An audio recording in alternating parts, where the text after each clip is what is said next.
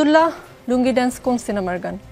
প্রশ্ন এটা না, প্রশ্ন যেটা করতে চেয়েছি সেটা হচ্ছে ত্রাণের টাকা নিয়ে অনেকেই আপনাদের নানা ধরনের মন্তব্য করেছেন, অপ্রীতিকর প্রশ্ন তুলেছেন। কেন ব্যাংকে টাকা রাখা হলো, এই টাকা দিয়ে আপনারা নাকি বিদেশ ভ্রমণ করেছেন, সেসব অনেকে বলার চেষ্টা করেছে। আরও এমন নানান মন্তব্য আপনি নিশ্চয়ই সামাজিক যোগাযোগ মাধ্যমে দেখেছেন, আমার চেয়ে বেশিই দেখেছেন হয়তো। তো এখন তো সকলের সামনে আপনারা অডিট রিপোর্ট প্রকাশ করলেন, এখন কি যারা নানাভাবে আপনাদেরকে প্রশ্নবাণে মন্তব্যবাণে জর্জরিত করত তাদের প্রশ্নবান মন্তব্যবান একটু কমেছে কিনা?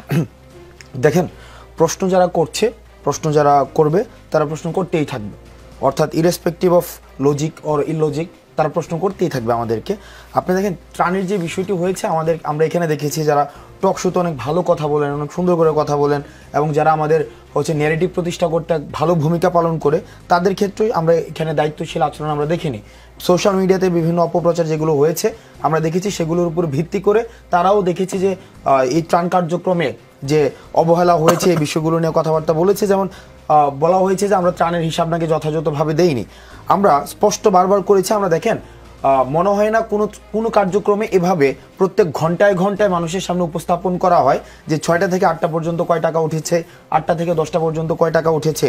একটা বিষয় খুবই স্পষ্ট করা উচিত, আমরা যদি টাকা যদি কোনো ধরনের তসরুফ করতেই হতো, তাহলে সরকারের সাথে আমরা যখন আন্দোলনটা চলছিল সরকারের সাথে কিন্তু তখনই আমরা নেগোসিয়েশনে যেতে পারতাম এবং বিভিন্ন সময় কিন্তু আমাদেরকে অফারও করা হয়েছিল। আমরা তখনই সরকারের সাথে কোনো ধরনের নেগোসিয়েশনে যাইনি। আর সেই জায়গায় ত্রাণের কার্যক্রম যেখানে বাংলাদেশের 20 কোটি মানুষ প্রতিনিয়ত ব্যাপারটি দেখছে এবং আমাদের ইউনিটির একটা আমাদের ন্যাশনাল ইউনিটির ক্রাইসিস মোমেন্টের ন্যাশনাল ইউনিটির একটা বাস্তব প্রতিফলন ঘটেছিল টিএসসিতে, সেই জায়গায় 20 কোটি মানুষকে সাক্ষী রেখে আমরা 11 কোটি টাকা মেরে দিব, এই বিষয়টি যেমন এটা একটা বাস্তবতা বিবর্জিত একটি বিষয়। যেমন ত্রাণের বিষয়ে বলা হয়েছিল যে আমি ত্রাণের টাকা নিয়ে সুইজারল্যান্ডে ঘুরতে গিয়েছি, বরং এই ছবিটি ছিল 2020 সালের। 2020 সালে আমি নিজের অর্থে আমার নিজের টাকা এবং সোশ্যাল মিডিয়াতে বিভিন্ন জায়গায় আমাকে উপস্থাপন করা হয় এমনভাবে যে একদম টাকা পয়সা নাই, গরিব মানুষ, একদম একটা টি শার্ট পরে হয়। তো সেই জায়গায় কি আমরা এখানে যারা যারা আন্দোলন করতে এসেছি আমাদের প্রত্যেকেরই নিজস্ব একটি অবস্থান রয়েছে এবং বিষয়টি এমন না, আমাদের নিজস্ব পরিবার রয়েছে, আমাদের নিজস্ব ইনকাম সোর্স রয়েছে। আমার ব্যক্তিগত জায়গায় একটা ইনকাম সোর্স রয়েছে এবং ইনকাম সোর্স থেকে বাংলাদেশে ভালোভাবে বেঁচে থাকার জন্য যেই পরিমাণ ইনকাম প্রয়োজন এবং একটা ফ্যামিলি চালানো, নিজে বিজনেস করা, যেই পরিমাণ একদম বলা যায় first class citizen life lead করার মতো যে পরিমাণ ইনকাম প্রয়োজন, সেই পরিমাণ ইনকাম আমি নিজেই করতে পারি। এখন দেখেন, আমরা এবার দ্বিতীয় যে প্রশ্নটি এসেছে সেটা হচ্ছে ত্রাণের টাকা আমি ব্যাংকে কেন রাখবো।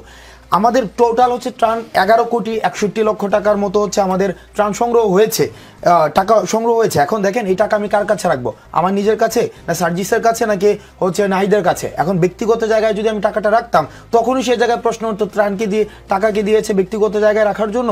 এই জায়গায় আমরা একটি সমন্বিত ফান্ড করেছি, ঢাকা বিশ্ববিদ্যালয়ের একজন শিক্ষক এবং 2 জন শিক্ষার্থী প্রতিনিধি নিয়ে আমরা একটি সমন্বিত একটি অ্যাকাউন্ট করে সেইখানে আমরা টাকাটি রেখেছি, যাতে করে। আর আরেকটা বিষয় কি, আপনার যে কোনো দুর্যোগের 3টি পর্যায় থাকে, দুর্যোগ পূর্ববর্তী, দুর্যোগকালীন এবং দুর্যোগ পরবর্তী। এবং আমরা জানি দুর্যোগ পরবর্তী যে স্তরটি রয়েছে সেটি সবচেয়ে বেশি ব্যয়বহুল।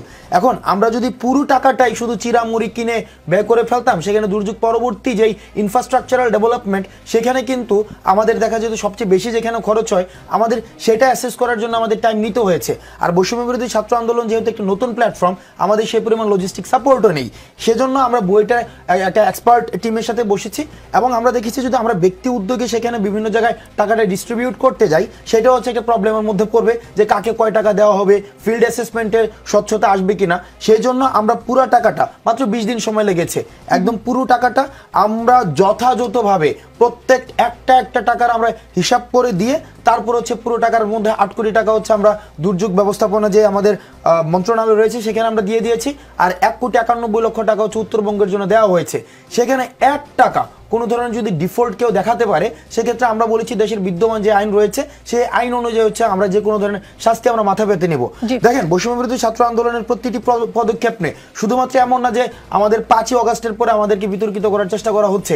আমাদের কিন্তু 5ই আগস্টের পূর্বে যখন আমরা আন্দোলনটি করছিলাম তখনই কিন্তু আমাদেরকে বিতর্কিত চেষ্টা করা হয়েছে। যেমন আমাদেরকে বলা হয়েছিল এটা আওয়ামী লীগের একটা পেইড একটা আন্দোলন, যাতে করে ভারতের সাথে যেই এখন বিভিন্ন সময় প্রবলেমগুলো হচ্ছে সেগুলো থেকে আমাদের কনসেন্ট্রেশন শিফট করার জন্য একটা কোটা সংস্কার আন্দোলন করা হয়েছে এবং সেটি নিয়ে কিন্তু এবং সেই আইডিয়াতে কিন্তু বিভিন্ন বুদ্ধিজীবী মহলও কিন্তু ফুয়েল করেছে। এখন দেখেন আমাদের এই যে আমাদের পিছনে বিভিন্নভাবে কোনো ধরনের সাপোর্টিং ডিটেইল ছাড়া, কোনো ধরনের প্রপার ডকুমেন্টেশন ছাড়া এই যে বিভিন্নভাবে ক্রিটিসিজমের যে চর্চাটি শুধুমাত্র এমন না যে 5ই আগস্টের পরে শুরু হয়েছে, এটি 5ই আগস্টের পূর্বে ছিল।